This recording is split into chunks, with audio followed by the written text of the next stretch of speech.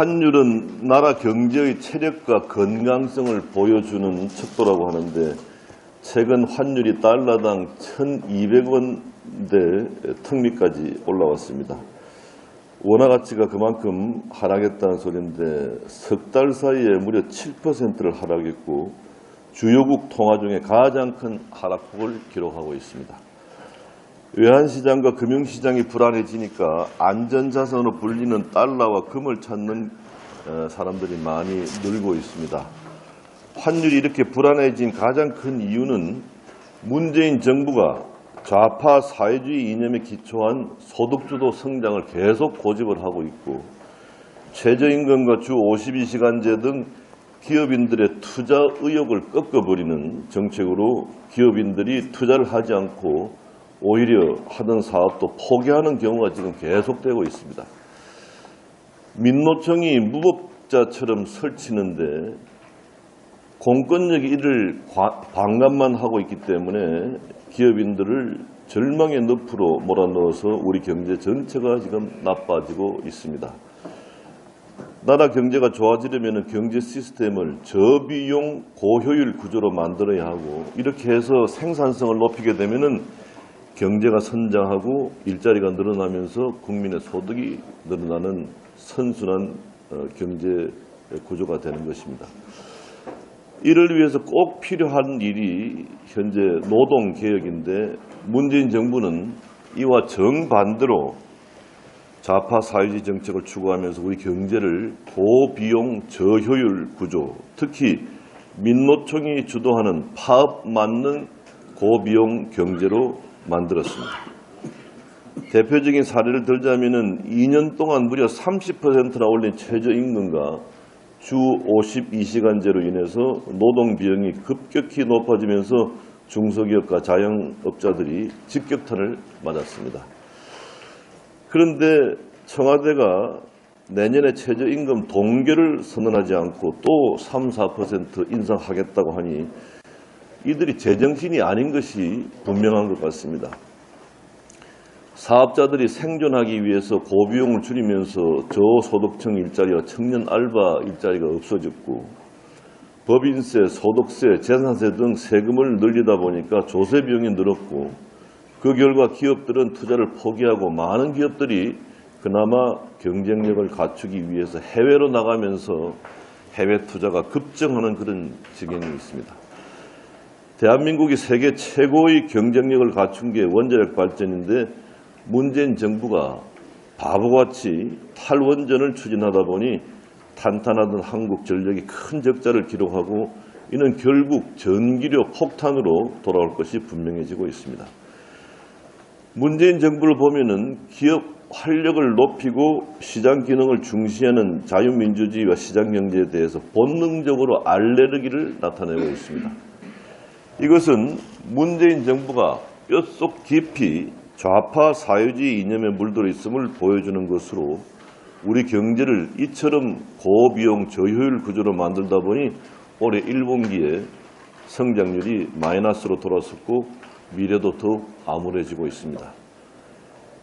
KDI조차 올해 성장률을 2.6%에서 2.4%로 낮췄고 윤창현 교수님이 원장으로 있었던 한국금융연구원도 같은 전망치를 내놓고 무디스는 2.1%까지 하향 조정했습니다.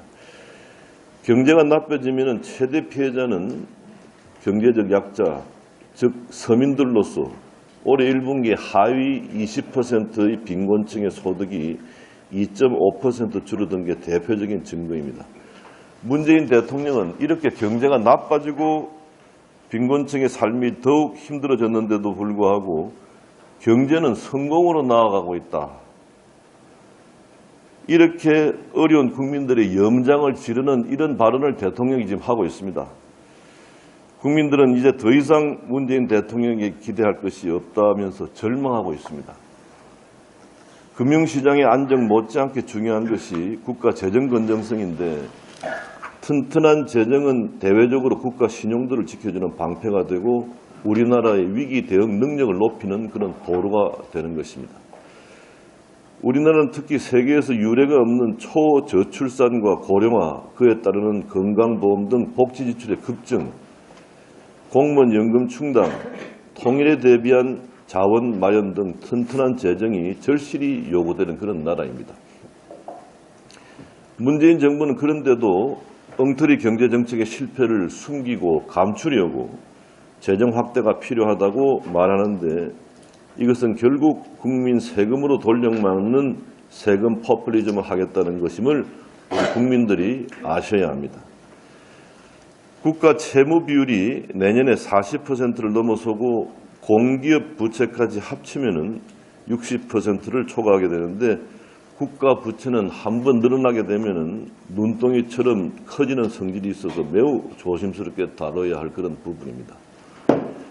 정부 여당 일각에서 미국과 일본에 비해 우리나라 재정은 건실하다는 이런 헛소리를 하고 있는데, 기축 통화국 국가인 미국, 그리고 국채 대부분을 자국 내에서 소화하고 또 그에 대한 이자율이 극히 낮은 일본과 단순 비교하는 것이 이 정부 경제 당국자들의 수준인 것 같습니다.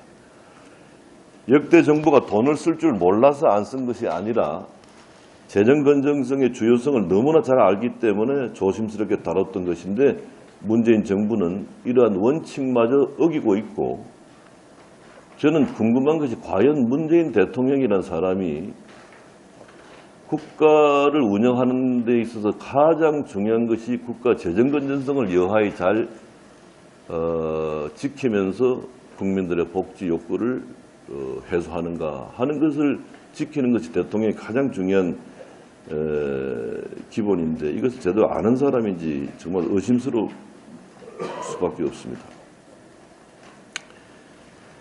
특히 안타까운 것이 공무원 사회입니다. 여기도 공무원 출신 의원들이 많이 계십니다만은, 기획재정부 담당 공무원들은 나라 국간을 잘 지켰던 과거 우리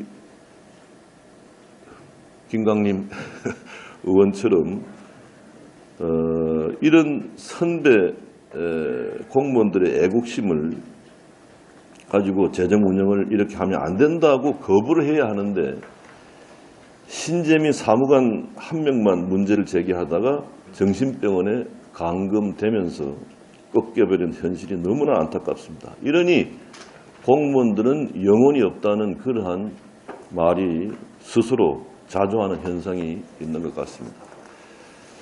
가정경제를 꾸려가는 주부들이 가장 잘 아는 사실이 빚은 무조건 나쁘다는 것으로, 이러한 원칙은 나라 경제도 그대로 적용되어야 합니다.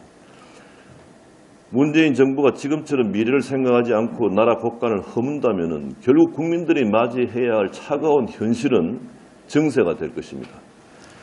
올해 1분기에 각 가정에서 실제로 쓸 수 있는 가처분 소득이 2009년 금융위기 이후에 10년 만에 처음으로 감소했습니다.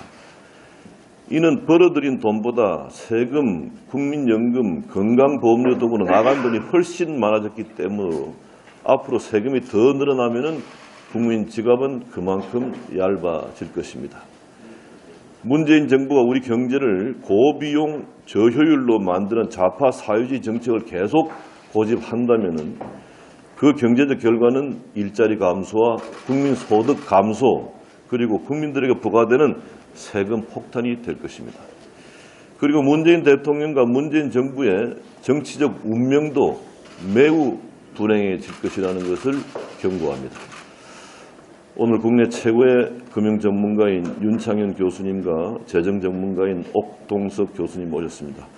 금융과 재정 문제에 대해서 좋은 강의가 기대되는데, 오늘 공부한 내용을 바탕으로 우리 자유한국당이 문재인 정부의 나라 망치는 좌파 사회주의 정책을 막고 국민들에게 덮칠 세금 폭탄을 막는 데 최선봉에 나서겠다는 약속의 말씀을 드립니다. 네.